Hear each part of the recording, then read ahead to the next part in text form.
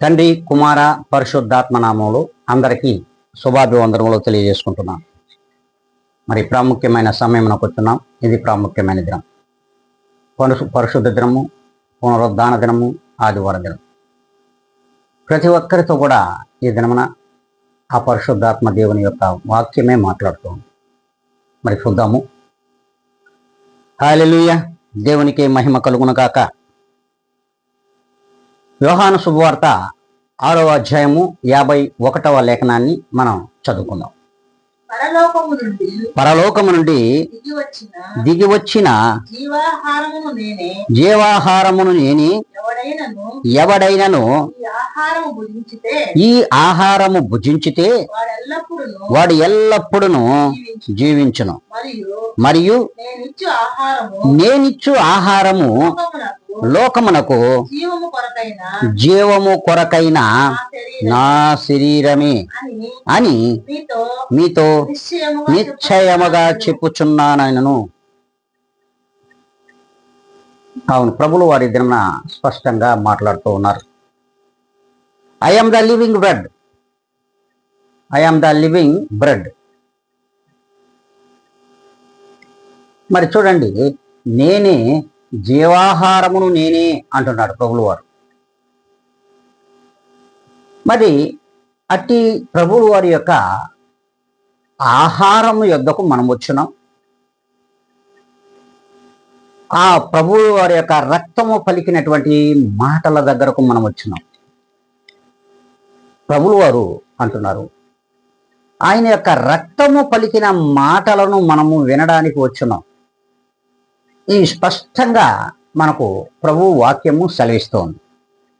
అంతేకాకుండా ఆయన అంటారు, that come down from heaven, పరలోకము నుండి దిగి వచ్చిన ఆహారము నేనే. I am the living bread. మరి చూడండి, ఆయన స్పష్టంగా చెప్తున్నటువంటి మాట, నేను జీవాహారమును నేనే.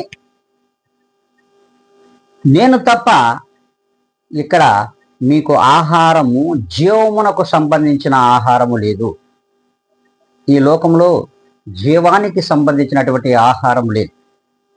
ఈ లోకంలో ఉన్నదంతా కూడా శరీరమునకు సంబంధించిన ఆహారమే తప్ప ఆత్మకు సంబంధించినటువంటి ఆహారము లేదు అని స్పష్టంగా చెప్తున్నాడు. అందుకే ఆయన అంటున్నాడు, నేను పరలోకము నుండి దిగి వచ్చిన ఆహారమును, మరి నేను జీవాహారమును నేనే. మరి నేనిచ్చు ఆహారము లోకానికి జీవమునై ఉన్నది. ఈ లోకంలో ప్రతి ఒక్కరూ బ్రతకాలంటే ఆత్మను ధరించుకొని ఉండాలి. ఆ ఆత్మ నాది. కేవలం నువ్వు యాత్రికుడువు. ఈ లోకంలో యాత్రికపరమైన జీవితంలో మాత్రమే జీవిస్తావు. ఏ దినమైతే నేను ఆహారముగా నీకు ఉండను, ఆ రోజు ఈ లోకంలో నీవు నివసించవు. శరీరమునకు సంబంధించిన ఎంత ఆహారమును నీవు భుజించినా అది నీ శరీరమును వృద్ధిపరుస్తుంది తప్ప నీ శరీరములో ఆత్మను ఉంచదు. మరి అట్టి ఆత్మ నాది. ఆ ఆత్మ దినదినము వృద్ధి చెందాలి అంటే నీవు నా ఆహారమును భుజించాలి. అదే నేను పరలోకము నుండి దిగి వచ్చిన ఆహారమును, అట్టి జీవాహారమును నేనే అయి ఉన్నాను అని దేవుని వాక్యము సెలవిస్తుంది. అంతేకాదంట దేవుడు అంటున్నాడు. చూడండి, యోహాను శుభవార్త 6వ అధ్యాయము మరి 35, 37 లేఖనాలు స్పష్టంగా మనం చదువుకున్నాం.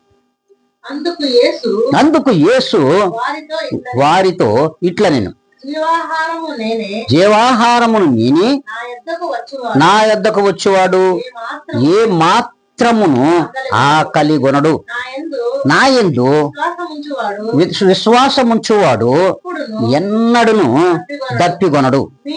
మీరు నన్ను చూచియుండి విశ్వసింపక ఉన్నారని మీతో చెప్పితిని. తండ్రి నాకు అనుగ్రహించు వారందరూ నా యొద్దకు వచ్చురు, నా యొద్దకు వచ్చు వారిని నేను ఎంత మాత్రమును బయటకు తోసివేను. చూడండి, ప్రభువులు వారు ఎంత స్పష్టంగా మాట్లాడుతూ ఉన్నాడంటే, మరి మీరు నన్ను నమ్మలేకపోతా ఉన్నారు. ఈ లోకమునకు వచ్చినటువంటి నేను శరీరధారిగా ఈ లోకమునకు నేను క్రీస్తు యేసు రూపములో మానవధారిగా నేను వచ్చున్నా. మానవధారిగా వచ్చినటువంటి నేను మరి మీకు జీవాహారమును నేనై ఉన్నాను. జీవాహారమును నేనే. అయితే నా యొద్దకు వచ్చే వారిని నేను ఎంత మాత్రము కూడా నేను త్రోసివే. ఎవరైతే నా యొద్దకు రారో వారు నాకు తండ్రి అనుగ్రహించిన వారు కాదు అంటాను. ఎవరైతే నా యొద్దకు వస్తారో వారందరూ కూడా తండ్రి నాకు అనుగ్రహించినటువంటి నా యొక్క విశ్వాసులు. వారు నా శరీరమును నా రక్తమును వారికి ఆహారముగా ఇస్తున్నా. అంతేకాకుండా వారి నిత్యరాజ్యములో ఉండడానికి, సజీవుల దేశములో ఉండడానికి నేను అనుమతిని వారికి ఇస్తున్నా. అంతటి ఆహారము మరి ఈ లోకంలో నేనై ఉన్నానని మీరు గ్రహించలేకపోతున్నారు. సార్వత్రిక సంఘములలో విశ్వాసులారా, మనమైనా గ్రహిస్తున్నామా? ఆయన నిత్య జీవమునై ఉన్నాడు. ఆ నిత్య జీవమునకైన ఆహారము, జీవాహారము ప్రభు అయిన యేసుక్రీస్తు అయి ఉన్నారని, ఆ యేసుక్రీస్తు యందు మనము విశ్వాసపరులుగా ఉండాలని, విశ్వాసపరులమైనటువంటి మనము అట్టి స్థిర విశ్వాసము చేత ప్రభువు కొరకు జీవించే వారిగా ఉండాలని ఏ దినము కూడా సార్వత్రిక సంఘములలోని విశ్వాసులు మరి కనుగొనలేకపోతున్నారు. అట్టి ప్రవర్తన ప్రభువులో జీవించలేకపోతున్నారు. అందుకే తండ్రి ఎవరినైతే ప్రభువైన యేసుక్రీస్తు వారికి అనుగ్రహించి ఉన్నారో వారందరూ ప్రభువైన యేసుక్రీస్తును విశ్వసిస్తారు. అందులో ఎలాంటి డౌట్ లేదు. వారందరూ ప్రభువైన యేసుక్రీస్తు వారిని విశ్వసిస్తారు. అట్టివారు ప్రభువైన యేసుక్రీస్తు చెంతకు వస్తారు. ఆయన ఆహారమును, ఆయన శరీరమును, ఆయన రక్తమును కూడా వారు తీసుకుంటారు. మరి అంతేకాదంట, ఆయన అంటారు, ఎవరైతే నా యొద్దకు వస్తారో, నా యొద్దకు అంటే ఈ దినమున పరిశుద్ధ దినము, పునరుద్ధాన దినము, ఆదివార దినమున ఆయన సన్నిధానమునకు వచ్చి ఆయన వాక్యమును ఎవరైతే వింటారో ఆ వాక్య ఆహారము పరలోక సత్యపరమైనటువంటి ఆహారం, పరలోకము నుండి వచ్చినటువంటి దిగి వచ్చిన ఆహారము ఆయన ఆత్మీయ ఆహారమైనది, అది వాక్యమైనది. ఆ వాక్యమును ఎవరైతే వింటారో ఆ వాక్యమే ప్రభువైన యేసుక్రీస్తు అయి ఉన్నారనేది మనం గ్రహించాలి. ఆ వాక్యమే ప్రభువైన యేసుక్రీస్తు అయి ఉన్నారని మనము గ్రహించాలి. అట్టి వారినంట ఎన్నడూ కూడా ఆయన సన్నిధానం నుండి త్రోసివేయటంట బయటికి. ఆయనతో ఉండడానికి, ఆయనలో నివసించడానికి ఆయన అనుమతినిస్తాడంట. అందుకే నాడు ఆయన శరీరధారి అయి వాక్యమై ఉన్నాడు. ఆయన వాక్యము అయి ఉన్నాడు. ఆ వాక్యమై ఉన్నటువంటి ఆ ప్రభువైన యేసుక్రీస్తు వారే ఈ లోకమునకు శరీరధారిగా వచ్చాడు. మరి ఈ వాక్యమైనటువంటి, అందుకే ఆది యందు వాక్యముండును, వాక్యము దేవుని యొద్ద ఉండెను, దేవుడే వాక్యమై ఉండెనని వాక్యము మనకు సెలవిస్తుంది యోహాను సువార్త 1వ అధ్యాయంలో 1వ లేఖనం ఉంది. అంతేకాదంట, మరి స్పష్టంగా తెలియజేస్తున్నాడు ఆ వాక్యము శరీరధారి అయి ఈ లోకములకు వచ్చాడు అనేది స్పష్టం. ఇందులో ఎలాంటి తేడా లేదు, అసత్యము కూడా లేదు. అందుకే మరి యోహాను సువార్త మరి 1వ అధ్యాయం 14లో స్పష్టంగా తెలియజేస్తాడు. చూడండి ఆ వాక్యం కూడా. ఆ వాక్యము శరీరధారి అయి కృపా సత్య సంపూర్ణుడుగా మన మధ్యలో నివసించను. ఆ వాక్యము కృపా సత్య సంపూర్ణుడుగా మన యొద్దకు వచ్చెను. ఈయన యందు, ఈ వాక్యమందు మనము విశ్వాసం ఉంచుతున్నామా? ఆనాడు ప్రభువుల వారు వారి మధ్యలో జీవించకపోయినా వాక్యమందు విశ్వాసం ఉంచినటువంటి జనులు మన పితరులై ఉన్నారు. మన పితరులు ఆ వాక్యములకు లోబడిన వారై ఉన్నారు. ఆ వాక్యమే వారికి ప్రాణమునిచ్చి మరి ఐగుప్తు నుంచి ఇజ్రాయేలీలు నడిపించినటువంటి వారైతే ఉన్నారే, మోషే అయితేమి, అహరోనులు అయితేమి, వారి వాక్యమును ఆధారం చేసుకొని మరి ఆ దినమున ఎర్ర సముద్రమును పాయలు చేసుకొని వచ్చారు. అంతేకాదు, ఆ వాక్యమందు విశ్వాసం ఉంచినటువంటి అబ్రహాము గారిని కూడా మనం చూసాం. ఎంతటి విశ్వాసం ఉంచారంటే, నాకు ప్రభువు తప్ప, దేవుడు తప్ప వేరొకటి ఆధారము కాదు, ఆ దేవుని కొరకే నేను బ్రతుకుతాను. ఆ వాక్యము దేవుని యొక్క మాటకు లోబడి, ఆ వాక్యమునకు లోబడి ప్రభువులో జీవించడం వలన ఆనాడు మెల్కీసెదెకు ప్రధాన యాజకుని రూపంలో వెళ్ళి ప్రభువైన యేసుక్రీస్తు వారు తన రొట్టెను ద్రాక్షారసమును కూడా అబ్రహాము గారికి ఇచ్చారు. మరి అప్పుడు వాక్యం ఉందా లేదనేది మనం ఒక్కసారి ఆలోచించాలి. ఆ వాక్యమే జీవమైనదని ఒకసారి ఆలోచించాలి. ఆ వాక్యమే మరి జీవాహారం అయినదని కూడా మనము ఒక్కసారి గ్రహించగలగాలి. మరి అట్టి జీవాహారమైనటువంటి ఆ వాక్యమందు నమ్మకం ఉంచిన వారు అనేకులు లేకపోలేదు. అబ్రహాము లేకపోలేదు, ఇస్సాకు లేకపోలేదు, యాకోబు లేకపోలేదు, అలాగే మరి సమూయేలు లేకపోలేదు. అంతేకాకుండా ఏలియా, ఎలీషా ఎంతో మంది వాక్యంకు లోబడి ఉన్నారు. జకరియా ఎంతో మంది వాక్యమునకు లోబడి ప్రభువును చూడకముందే దేవుని యందు నమ్మకం వచ్చినటువంటి, విశ్వాసం ఉంచినటువంటి జనులను మనము చూస్తున్నాం. అట్టి స్థిర విశ్వాసులుగా ఈ లోకములో మనము ఉన్నామా లేదా అనేది ఒక్కసారి ఆలోచించాలి. ప్రియమైన దేవుని బిడ్డలారా, మరి ఒక్కసారి దేవునికి స్తోత్రం చెప్దామా? హల్లెలూయా, హల్లెలూయా, దేవునికి మహిమ కలుగును కాక. అంతేకాదంట, విశ్వాసముంచు వాడు నిత్య జీవము కలవాడు. దేవుడు ఉన్నాడు, ఆయన నిజముగా ప్రభువైన యేసుక్రీస్తు అని ఎవడైతే విశ్వాసం ఉంచుతాడో వాడు నిత్య జీవము గలవాడు. వాడికి నేను జీవాహారమైనాను. I am the living bread. నేనే జీవాహారమును నేనే. వాడికి జీవమునకు ఆహారము నేనే ఉన్నాను తప్ప ఈ లోకంలో వేరొకటి కాదు. ఈ లోకంలో దొరుకుతుందంతా కూడా అంట శరీరమునకు సంబంధించినటువంటి ఆహారమే తప్ప ఆత్మకు సంబంధించిన ఆహారము ఈ లోకములో లేదు అనేది మనము గ్రహించాలి. అంతేకాదు, దేవుడు అంటున్నాడు, చూడండి, నాడు 40 సంవత్సరములు ఇజ్రాయేలీలకు ఐగుప్తు నుండి బయలుదేరిన తర్వాత 40 సంవత్సరములు మన్నాను పరలోకం నుండి కురిపించాడు. 40 సంవత్సరములుగా ఆహారమును కురిపించాడు. మన్నా ఆహారమును మరి మన పితరులు భుజించారు. 40 సంవత్సరములు భుజించినా ఈ ఆహారము ఎవరిస్తున్నారు, దేవుడు ఇస్తున్నాడు అనేది గ్రహించలేకపోయారు. అవివేకం, అవిధేయత, మరి వారిలో అనీతి లోపించి వారిలో ఉన్నటువంటి కల్మషముల చేత, మరి లోక ఆశల చేత వారు ఆ పరలోకము నుండి దిగి వచ్చినటువంటి ఆ యొక్క మన్నాను కురిపించగా ప్రభువులు వారు అది తిన్నటువంటి ఈ జనులు ఆహారముని మర్చిపోయారు. ఆ ఆహారము దేవుడిచ్చాడు, ఇది ఎక్కడి నుంచి వర్షింపజేస్తున్నారు అనే దాన్ని గ్రహించలేకపోయాడు. మన్నాను భుజిస్తున్నారే తప్ప 40 సంవత్సరములుగా, కానీ ఇది ఎక్కడి నుంచి ఇస్తున్నారు, ఎవరిస్తున్నారనే దాన్ని గ్రహించలేకపోయినారు. అంటే ఎంత మూర్ఖపు జనాలు ఈ లోకంలో ఉన్నారనే దాన్ని మనం గ్రహించాలి.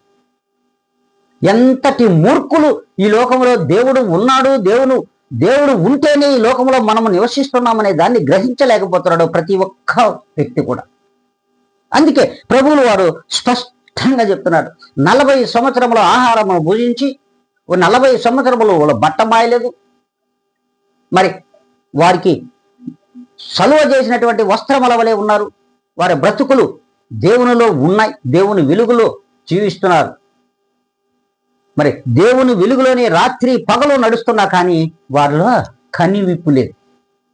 అందుకే వారు ఆనాడు చచ్చిపోయారు, వారు మరణించారు అంటున్నాడు దేవుడు.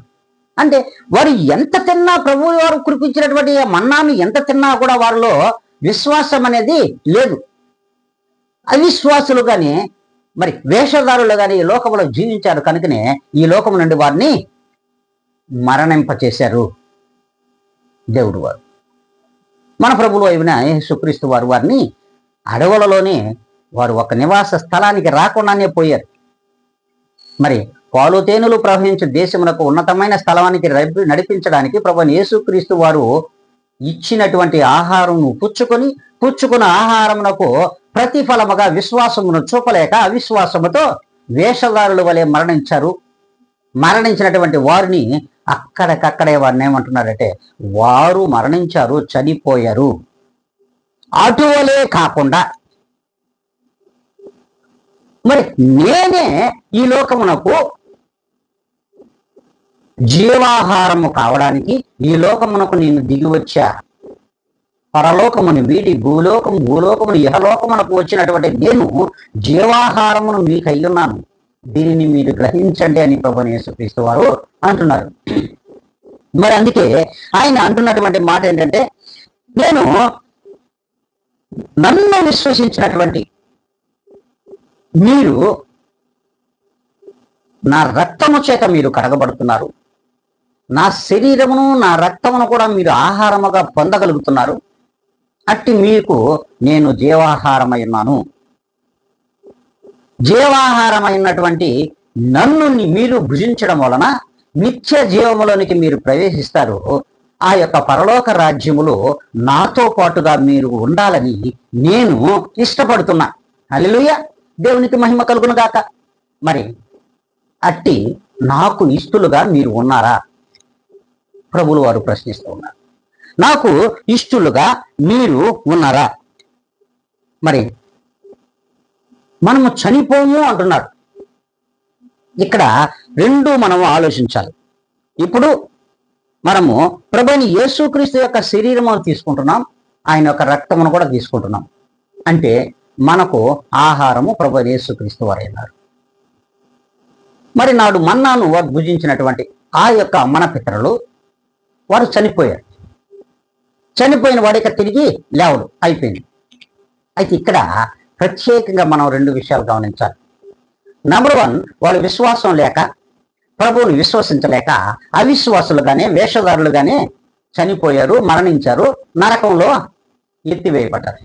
అయితే ఇక్కడ ప్రత్యేకంగా ప్రభువైన యేసుక్రీస్తు యొక్క వాక్యమును ఆహారముగా తీసుకుంటున్నటువంటి వారు, ఆ వాక్యమే శరీరధారిగా కృపా సత్య సంపూర్ణుడుగా మన మధ్య నివసించగా మన కొరకు ప్రాణం పెట్టినటువంటి ప్రభువైన యేసుక్రీస్తు వారు మన యొక్క పాపమును, మన యొక్క దోషములను, మన యొక్క మరణకరమైన పాప శాపములన్నిటిని కూడా ప్రభువైన యేసుక్రీస్తు వారు సిలువలో కొట్టివేశాడు. కొట్టివేసినటువంటి ఆ యొక్క శరీరమే, ప్రభువైన యేసుక్రీస్తు వారి యొక్క శరీరమే మనకు ఆహారమై, ఆయన యొక్క రక్తమే మనకు పానమునై ఉన్నాయి. వీటిని తీసుకోవడం వలన మనము ప్రభువైన యేసుక్రీస్తులో చనిపోతామా? చనిపోం, నిద్రిస్తాము అంటున్నాడు. హల్లెలూయా, దేవునికి మహిమ కలుగును గాక. మనము నిద్రించు జనాంగమై ఉన్నాము ప్రభువైన యేసుక్రీస్తుకి. యేసుక్రీస్తులో మనము నిద్రించు వాడిగా ఉన్నాం. అంటే చనిపోయిన వాడు ఇక లేవడు, నిద్రించిన వాడు నిద్ర మేల్కొంటాడు. నిద్ర లేస్తాడు. మరి నిద్రించిన వాడు ప్రభువైన యేసుక్రీస్తుకు మాదిరిగా తిరిగి నిత్య జీవం పొందుకొని లేస్తాడు, లేపబడుతున్నారు. హల్లెలూయా, దేవునికే మహిమ కలుగును కాక. ఎంతటి గొప్ప ఆహారమును మనకు ప్రభువైన యేసుక్రీస్తు వారు ఇచ్చారో మనము గ్రహించలేకపోతున్నాం. ఇక్కడ మనం ప్రత్యేకంగా గమనించాల్సింది ఒక విషయం ఉంది. ఎందుకంటే ప్రభువైన యేసుక్రీస్తు యొక్క రక్తములోను మనము కడగబడి ఆయన విశ్వసించడం వల్ల మనల్ని దేవుడు కడిగాడు. మరి ఆయన యందు విశ్వాసం ఉంచకపోతే మనము ప్రభువులోకి రాలేం, ప్రభు యొక్క ఆహారమును తీసుకోలేం. ఆ జీవాహారమైనటువంటి ప్రభువుని యేసుక్రీస్తును మనం భుజించలేం.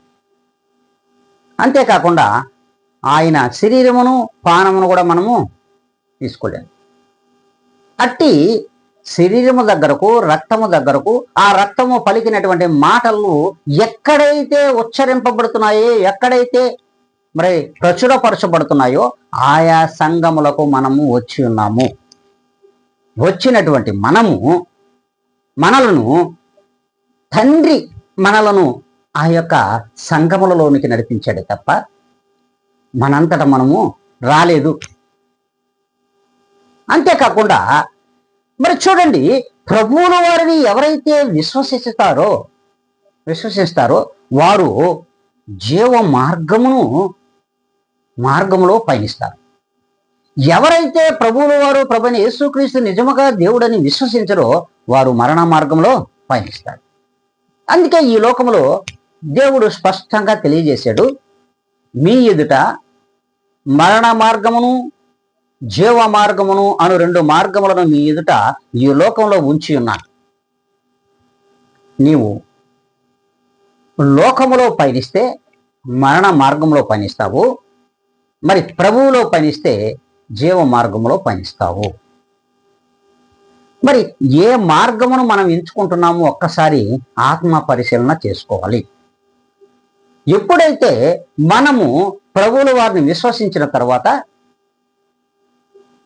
మరి ఆయన ఆహారమును ఆయనే మనకు ఆహారమై ఉండగా ఆయన్ని తీసుకుంటుండగా మనము చనిపోయే వారి లిస్టులో ఉండం, నిద్రించు వారి యొక్క పరిధిలో ఉంటాం. అట్టి నిద్రించుచున్నటువంటి మనము తిరిగి ప్రభువుకు మాదిరిగా లేపబడతాము, నిత్య జీవమునకు చేర్చబడతాం.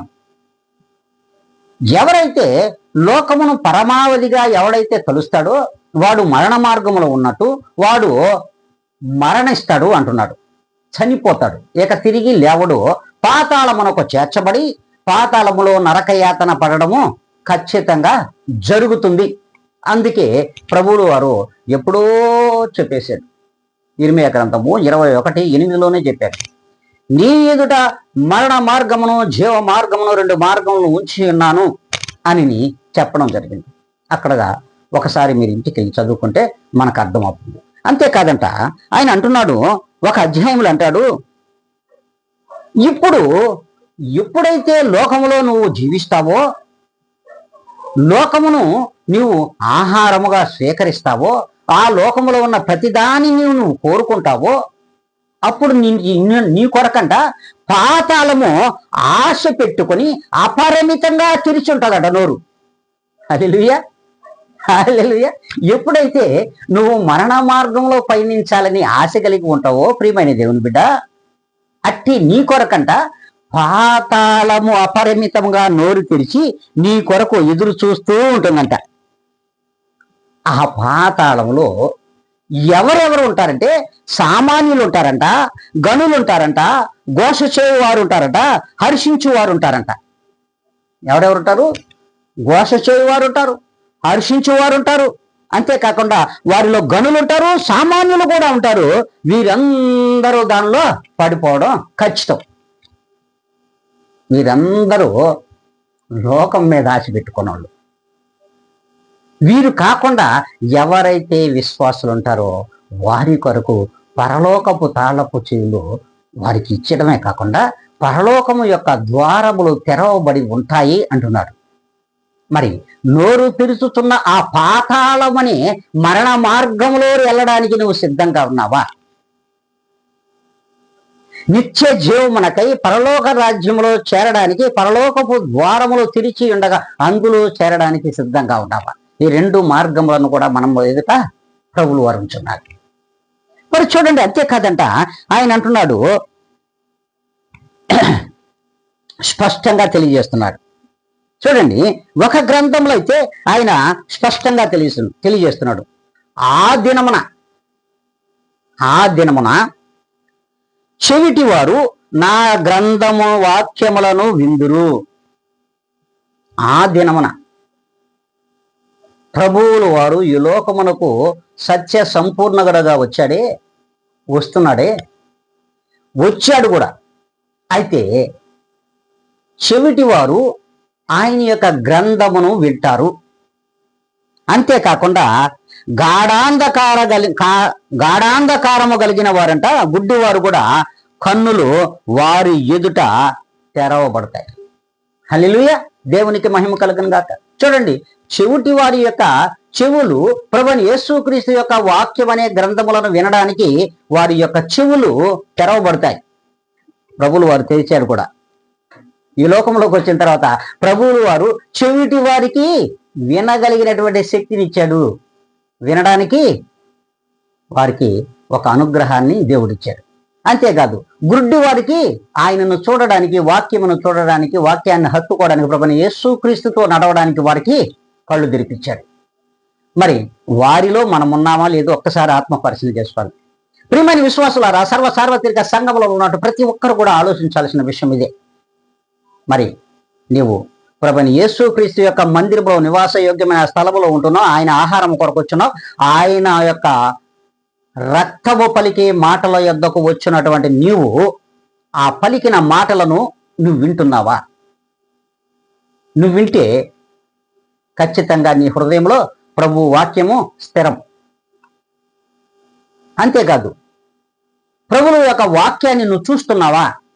నువ్వు చూస్తే క్రీస్తును చూసినట్లే. ఈ రెండు కలిగిన వారు సంఘములలో ఉన్నారా? దురద చెవులు కలిగి చెవులుండి కూడా చెవిటి వారుగా ఉన్నారు ఈ లోకంలో. ఆయన యొక్క మందిరంలోకి వస్తున్న ప్రతి విశ్వాసి కూడా నేను విశ్వాసాన్ని చెప్పుకుంటున్నారే కానీ చెవులుండి వినలేకుండా దేవుడు చెప్పినటువంటి స్పష్టమైనటువంటి వాక్యమును వినాలంటే ఎక్కడ మనకు తగులుతుందని వాక్యాన్ని పెడచెవిని పెట్టి విననట్లుగా నటించేవారు లేరా? నిజముగా చెవిటి వారు అయిపోతారు వాళ్ళు. ప్రభు వాక్యం చెప్తుంది, అట్టివారు చెవిటి వారు అయిపోతారు. వాక్యమును చూస్తూ ఆ వాక్యము ప్రభువైన యేసుక్రీస్తున్నాడు ఈ వాక్యములో. అంతేకాకుండా ఆ వాక్యమే జీవాహారమైనది. ఆ జీవాహారం దగ్గరకు మనం వెళ్తున్నాము, తింటూ కూడా ప్రభువుల వారిని చూడలేకపోతున్నాం. అంటే కళ్ళుండి మనము ఏమైపోతున్నాం? గుడ్డివారం అయిపోతున్నాం, గుడ్డివారము అయిపోతున్నాం. సార్వత్రిక సంఘములలో జరుగుతున్నటువంటి విషయమే ఇంత.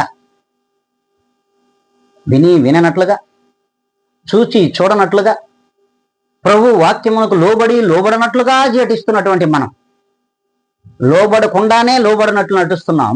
అట్టి విశ్వాస పరులుగా మనమున్నామా, అవిశ్వాసులుగా ఏ లోకంలో జీవిస్తున్నామా లేదనేది మనము గ్రహించాలి. అంతేకాదు దేవుడు అంటున్నాడు, ఇంకొక మాట అంటున్నాడు చూడండి. యెషయా గ్రంథము 40వ అధ్యాయము 31వ లేఖనాన్ని మనం చదువుకుందాం. చూడండి, ప్రభు యేసు కొరకు ఎదురు చూసేవారు నూతన బలమును పొందుకుంటారు. ప్రభు అయిన యేసుక్రీస్తు కొరకు ఎవరైతే ఎదురు చూస్తారో వారు నూతన బలమును పొందుకుంటారు. నూతన బలము కలిగి ఈ భూమిలో జీవిస్తారు. ఆ భూమి ఏంటో తెలుసా? క్రొత్త ఆకాశము, క్రొత్త భూమి. ఆ భూమిలో నువ్వు నివసించాలి. ప్రభువైన యేసుక్రీస్తు యొక్క జీవాహారముగా ఎవరైతే తీసుకుంటారో, యేసుక్రీస్తుని ఎవరైతే వారి యొక్క జీవాహారముగా ఎవరైతే స్వీకరిస్తారో వారు క్రొత్త భూమి మీద వారు నివసిస్తారు. క్రొత్త ఆకాశం వారి పైన నిలబడుతూ ఉంటుంది. చూడండి, అంతేకాదంట, ఆయన అంటాడు, ఒక మాట అంటాడు, వీరు ఎరుగని మార్గాలలో గుడ్డి వారిని చెవిటి వారిని నేను నడిపిస్తా. ఎక్కడికి? ఆ క్రొత్త భూమిలోనికి. ప్రభువైన యేసుక్రీస్తు నివసించుచున్న ఆ క్రొత్త భూమిలోనికి ఎవరు నడిపిస్తాడంటే, ఇప్పుడే చెప్పాం మనం, చెవులుండి కూడా విననట్లుగా నటించేవాడు ఆ భూమిలో ఉండడు. అంతేకాదు కళ్ళుండి చూచి చూడనట్లుగా ఎవరైతే నటిస్తున్నారో ఇట్టి విశ్వాసులైన అవిశ్వాసులు వీరు ఆ భూమిలోకి చేర్చబడరు అని దేవుని వాక్యమే సెలవిస్తుంది. ఇది కూడా యెషయా గ్రంథంలోనే. మరి 42వ అధ్యాయంలో 16వ లేఖనాన్ని మీరు చూసుకోండమ్మా ఒక్కసారి. మీకు ప్రభువు యొక్క వాక్యం అర్థమవుతుంది. ఎందుకంటే ఎప్పుడు కూడా మనుషులను మెప్పించడానికి వాక్యమును చెప్పకూడదు. మనుషులను మెప్పించడానికి ఏ సేవకుడైనా, ఏ ప్రసంగికుడైనా, ఏ యొక్క ప్రవక్త అయినా, ఎవడైనా సరే, కాపరైనా సరే, మనుషులను మెప్పించడానికి ఎవడైనా వాక్యం చెప్తే వాడు ఆ కొత్త భూమిలో ఉండడు, ప్రభువైన యేసుక్రీస్తులో నిత్య జీవనం పొందుకోలేడు. అట్టివాడు యోగ్యుడు కాదు అంటాడు. మరి అట్టి వాక్యాలు సంఘములలో నచ్చవు, సంఘములలో అస్సలు నచ్చవు. ఎందుకో తెలుసా? మనం మనుషుల్ని మెప్పించాలి. మెప్పించే వాక్యాలనే వాళ్ళు బాగా ఆస్వాదించి ఆ సేవకులను మెచ్చుకుంటారు. మెచ్చుకుంటే వారికి కానుకలు కూడా ఇచ్చుకుంటారు.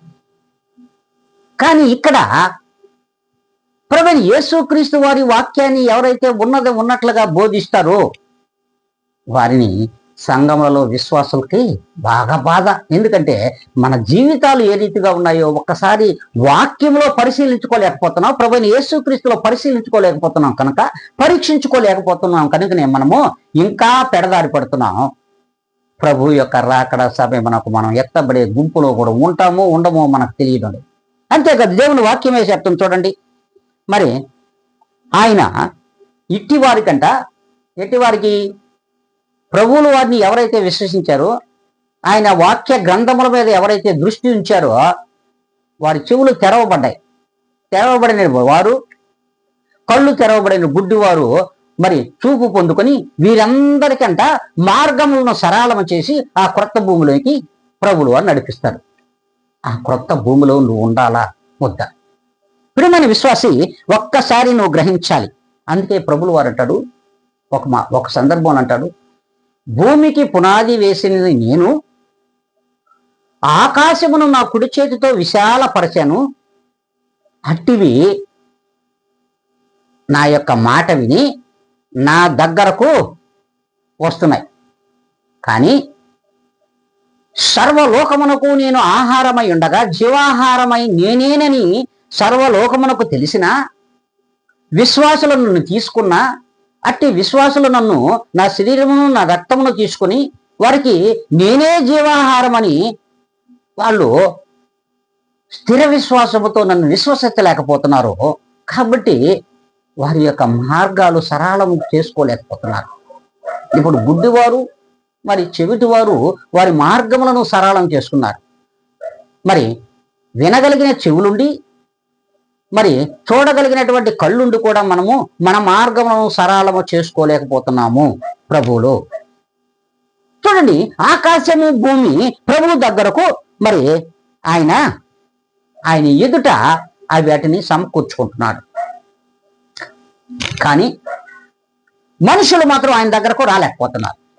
హల్లెలూయా, హల్లెలూయా, దేవునికి మహిమ కలుగును కాక. ఇది ఎక్కడుంది అంటే యెషయా గ్రంథము 48:13 మీరు చదువుకోవచ్చు. అందుకే ప్రభువులు వారు అంటున్నాడు, మనము నశించిపోయే ఈ లోకాహారం కొరకై, ఈ లోకములో నశించిపోయే లోకములో దొరికే ఆహారం కొరకు ఈ జనులు విశ్వాసులు పాటుపడుతున్నారు.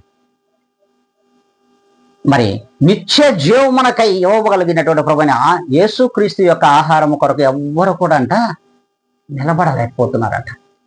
చూడండి, నశించిపోయే లోకములో దొరికే ఆహారం కొరకు 40 సంవత్సరములుగా మన్నాను తిన్నటువంటి ఇజ్రాయేలీల జనులు ఆ నశించిపోయే ఆహారం కొరకు పాటుపడి పాతాళంలోకి వెళ్ళిపోయారు.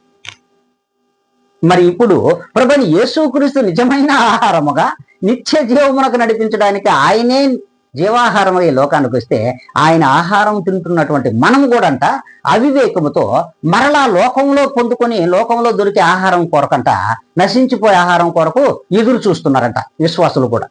దేవుని వాక్యమే సెలవిస్తుంది, మనంగా దేవుని వాక్యం స్పష్టంగా చెప్తుంటే, అట్టి వారు ఈ లోకంలో నశించిపోయే వారిలో నాటి పితరుల వలె మనం కూడా ఆ లిస్టులో చేరిపోతాం. ప్రభువైన యేసుక్రీస్తు వారు స్పష్టంగా మాట్లాడుతూ ఉన్నాడు. చూడండి, అంతేకాదంట, నీతి నీకు సమీపంగా ఉంది. నీతి నీకు సమీపంగా ఉంది. ఆ నీతిని ఎతగలుగుతున్నావా ప్రియమైన దేవుని బిడ్డ? ఆ నీతే ప్రభువైన యేసుక్రీస్తు వారు. ఆ నీతిని నీవు ఎతకగలుగుతున్నావా? నీవు ఆ నీతిని వెతకగలుగుతున్నావా? ఒక్కసారి ఆత్మ పరిశీలన చేసుకోవాలి. వెతకుతున్నావా? మనము వెతకడంలే, లోకంలో లోక ఆహారం కొరకు ఉతకుతున్నాం. ఏమేం కావాలో ఉతుక్కొని తీసుకున్నాం. లోకంలో ఇవి పనికిరావు. అందుకే నువ్వు వెతకగలిగినటువంటి ఆహారము పరిశుద్ధ గ్రంథంలో ఉంది. అదే జీవాహారం అయినది. ఆహారము నువ్వు గ్రహించగలిగితే పరలోక రాజ్యం యొక్క సత్యములో నువ్వు తెలుసుకుంటావు. నిత్య జీవములకు నువ్వు ప్రవేశించగలుగుతావు. ఆ నిత్య జీవంలో పరలోక రాజ్యంలో నువ్వు ఉంటావు. మరణకరమైన లోకములో నరకములో పడిపోవు అని దేవుని వాక్యము సెలవిస్తోంది. అంతేకాదు, ప్రభువులు వారు అంటున్నారు, యెషయా గ్రంథము 53వ అధ్యాయంలో మరి 12వ లేఖనంలో చివరి లేఖనాన్ని మనం చదువుకున్నాం. కావున 53వ అధ్యాయము 12వ లేఖనం చివర అనేకుల పాపమును భరించుచు తిరుగుబాటు చేసిన వారిని గూర్చి విజ్ఞాపనము చేసెను.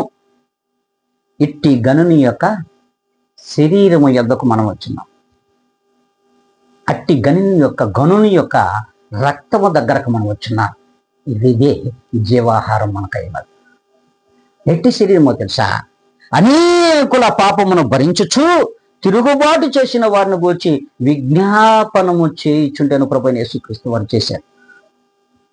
అట్టి గొప్పవాని గనుని యొక్క రక్తము దగ్గరకును శరీరము దగ్గరకు మనం వచ్చి ఆ శరీరములోని రక్తము పలుకుచున్నటువంటి మాటల దగ్గరకు మనం వచ్చి కూడా ఇంకా విశ్వసించలేని జనులుగా మనం ఈ లోకంలో జీవిస్తూ ఉన్నాము.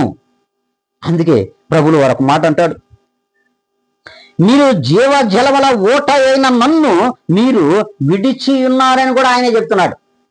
ఇట్టి జీవ జలముల ఓట అయినటువంటి నన్ను మీరు విడిచిపెట్టున్నారు. ఇప్పుడు కూడా విశ్వాసులందరూ కూడా ఇప్పుడు కూడా ఆయన జీవ జలముల ఓట అని గ్రహించలేక ఆయన్ని మనము విడిచిపెట్టేస్తున్నాం. విశ్వాసులం అంటూనే కూడా, ప్రియ క్రైస్తవులం అంటూనే కూడా. అందుకే ప్రియమైన విశ్వాసి, నీవు జీవ జలముల ఓట అయినటువంటి ప్రభువైన యేసుక్రీస్తుని విడిచిపెట్టి ఉన్నావు ప్రియమైన బిడ్డ. అందుకే ఆయన అంటున్నాడు, చూడండి యోహాను సువార్త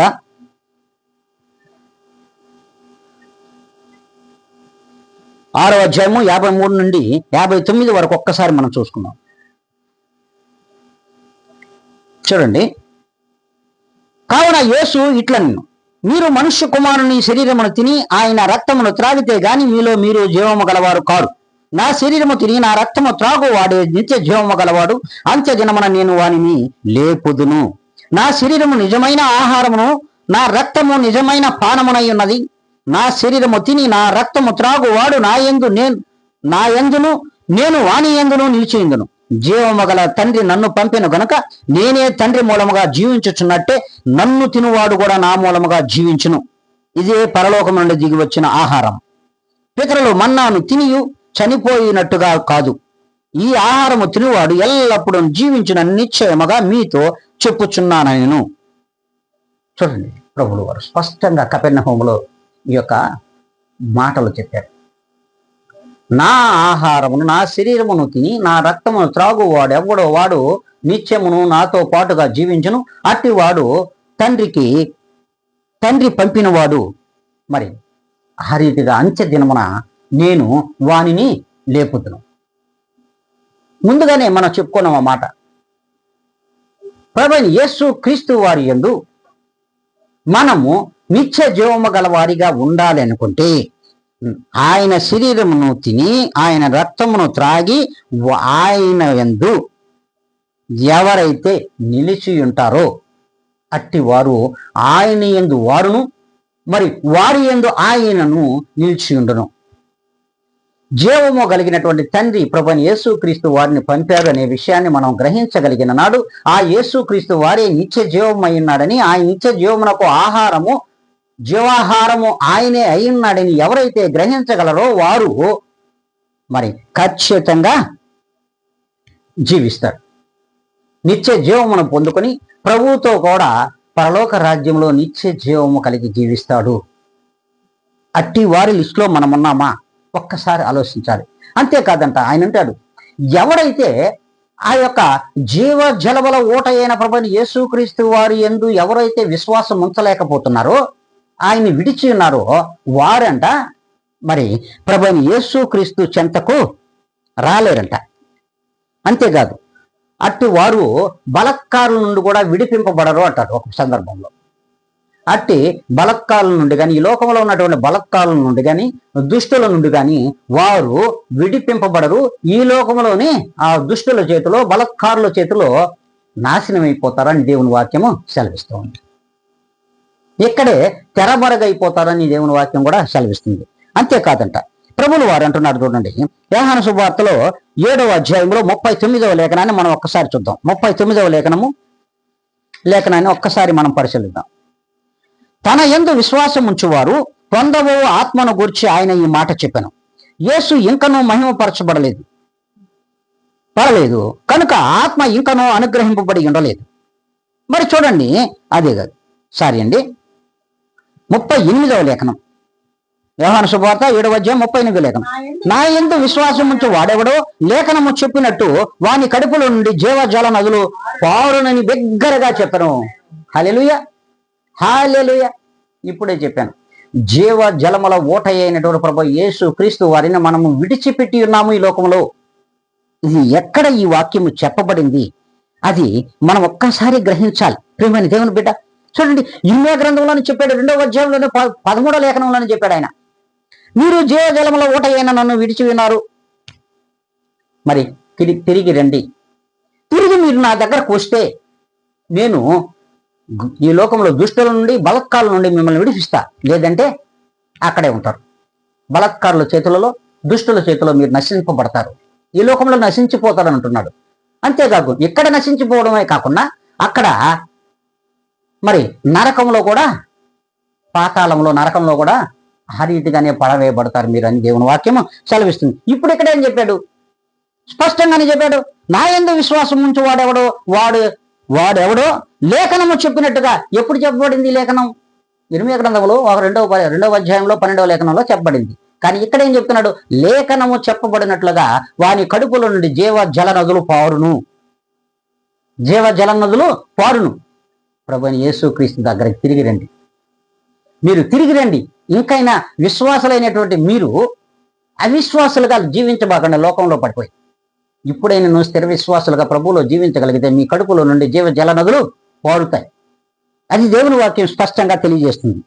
మరి అట్టివారు తిరిగి వచ్చిన వారు, ప్రభువులోకి వచ్చి తిరిగి వచ్చి ప్రభువుని స్థిరముగా విశ్వసించిన వారిని మరి దుష్టుల నుండి, బలత్కాల నుండి, లోకంలో నుండి వారిని రక్షిస్తాడు ప్రభువు వారు. అంతేకాకుండా వారికి నిత్య జీవాన్ని కూడా దేవుడే ఇస్తున్నాడు. చూడండి, అంతేకాకుండా అయిపోవచ్చిన లేఖనం ఒక్కసారి చూద్దాం. మరి ఆయన స్పష్టంగా తెలియజేస్తున్నాడు, మీరు పాపములో నుండి చనిపోతారు. ఎప్పుడైతే విశ్వాసులమైన మనము అవిశ్వాసులకు మాదిరిగా ఈ లోకంలోకి వెళ్ళిపోయి జీవిస్తామో, అట్టి వారు దుష్టులతోనూ బలత్కారులతో సాంగిత్యం చేయడం వల్ల వారు మనల్ని నశింప చేస్తారు, ప్రభువుకు చెంతకు రానిరు. ఇటువారు పాపములో ఉండి చనిపోతారు. నువ్వు ఎంత శరీరమును తిను, ప్రభువైన యేసుక్రీస్తు యొక్క శరీరము తిని రక్తము తిన్నా, నీలో స్థిర విశ్వాసం లేకపోతే పాపములో ఉండి చనిపోతావు. ఆయన శరీరమును తిని ఆయన రక్తమును త్రాగకపోతే, త్రాగినా కూడా ఆయన రక్తమును తీసుకొని, ఆయన శరీరమును తీసుకొని, ఆయనే ఆహారమని ఎవరు తలిచి మరలా విశ్వాసులు కాకుండా అవిశ్వాసములోకి వెళ్ళిపోతే అట్టివారు పాపములోనే ఉండి చనిపోతారు. అందుకే దేవుని వాక్యం స్పష్టంగా చెప్తుంది, మీరు క్రిందవారు. ఈ లోకంలో ప్రభువులు వారు స్పష్టంగా చెప్పారు. మనందరం చూస్తున్నాం వాక్యాన్ని. కళ్ళున్నాయి కదా మనందరికీ, ప్రియమైన విశ్వాసులారా, కళ్ళున్నాయి, వాక్యం చూస్తున్నారా? ఈ వాక్యంలో ప్రభువు కనబడుతున్నాడా? ఒక్కసారి ఆలోచించండి. సరే, ఈ వాక్యం చదువుతున్నా, మన చెవులకు వినబడుతుందా లేఖనం? మరి చెవిటివారుగా ఉన్నామా? మరి చూస్తున్నటువంటి మనం గుడ్డివారుగా ఉన్నామా? ఒక్కసారి ఆలోచించాలి. దేవుని వాక్యం చదువుతున్నాం ఇక్కడ. చూడండి, ఆయన అంటాడు, ఒక వాక్యం అంటాడు, మీరు కింద వారు, నేను పైనుండి వాడను. మీరు లోక సంబంధులు, నేను లోక సంబంధులను కాను, కాగా పాపములో నుండి చనిపోతురు. మీరు నేను దేవుడినని మీరు విశ్వసించని ఎడల పాపములోనే ఉండి చనిపోతారు. నేను పైనుండి వాడను, పరలోకము నుండి వచ్చిన వాడను నేను. అయితే మీరు క్రింద ఉన్నవారు. మీరు ఈ లోకములో యాత్రికులుగానే జీవిస్తుంటారు, కాగా పాపములోనే ఉండి మీరు చనిపోతారు. అంతేకాకుండా నేను దేవుడును, ప్రభువైన యేసుక్రీస్తు అను నేనే దేవుడునని ఎవరైతే నమ్మరో వాళ్ళు ఈ లోకంలో పాపంతోనే చనిపోతారు. నేను నిజముగా దేవుడునని, నేనే ఆయననని ఎవరైతే విశ్వసిస్తారో, ఎవరైతే స్థిర విశ్వాసముతో నాలో జీవిస్తారో వారు నిత్య జీవము కలిగి, వారికి నేను జీవాహారమునై ఉంటాను. నేనే జీవాహారమును, ఇందులో ఎలాంటి అసత్యము లేదు. ఇది సత్యం అని ప్రభువులు వారు సూటిగా నొక్కానికి చెప్తున్నాడు. ఇట్టి మాటలను మనం వినగలుగుతున్నాం. ఆ ప్రియమైన దేవుని బిడ్డ, ప్రియమైన విశ్వాసులారా, ఒక్కసారి ఆలోచించాలి. అందుకే ప్రభువు వారు స్పష్టంగా ఒక మాట అంటారు. యోహాను శుభవార్త 6వ అధ్యాయము 41 చదువుదాం. కుమారుడు 6వ అధ్యాయము 40వ లేఖనమ్మ. కుమారుని యందు విశ్వాసం ఉంచు ప్రతివాడును నిత్య జీవం పొందుటే నా తండ్రి చిత్తము. అంత్య దినము వారిని లేపుదును. ఇందుకోసమే జీవాహారమునకు సమీపించాలి. చూడండి, తండ్రి కుమారుడను ఈ లోకమునకు పంపాడు. ఆయనే ప్రభువైన యేసుక్రీస్తు వారు. ఆయన యందు ఎవరైతే విశ్వాసం ఉంచుతారో వారందరికీ మరి ప్రభువులు వారు నిత్య జీవం ఇస్తారు. విశ్వాసం ఉంచితే చాలా, ప్రభువులో రక్షణ పొందాల్సిన అవసరం లేదా? ప్రభు యొక్క ఆహారమును, శరీరమును, మరి ఆయన రక్తమును తీసుకోవాల్సిన అవసరం లేదా? ఒక్కసారి ఆలోచించాలి. ప్రియమైన దేవుని బిడ్డలారా, ఆయన ఈ లోకంలో ప్రభువైన యేసుక్రీస్తు వారు మారు మనసు పొందుటకు, అంటే నీలో ఉన్నటువంటి దుష్ట క్రియలు, బలత్కారమైన క్రియలన్నిటిని విడిచిపెట్టి నీవు మనసు మార్చుకొని ప్రభువులో స్థిరముగా నిలబడగలిగితేనే నీకు నిత్య జీవమును దేవుడు ప్రసాదిస్తాడు. ఆ నిత్య జీవమునకు కావలసినటువంటి మరి జీవాహారమును కూడా ప్రభువైన యేసుక్రీస్తు ఇస్తారు. అది నాడు వాక్యమైనది, నేడు ప్రభువైన యేసుక్రీస్తు స్థిరమై ఉన్నాడు. మరి పరలోకము నుండి దిగి వచ్చినటువంటి జీవాహారమును నేనే. I am the living bread. చూడండి, ఆయనే జీవాహారము.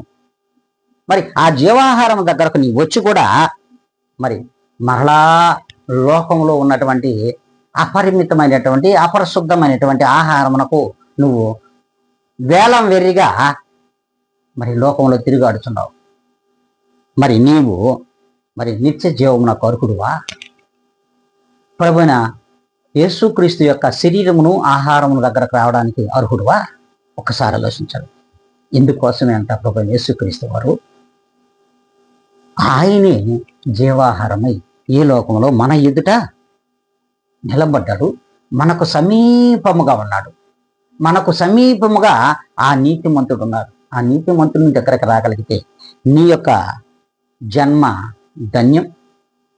అది మన పరమావిధి అయి ఉంటుంది. అంతే. అట్టి కృపను ప్రభువులు వారు మరి జీవాహారము నేనే అన్నటువంటి ప్రభువైన యేసుక్రీస్తు వారు మనందరికీ దయచేయును గాక.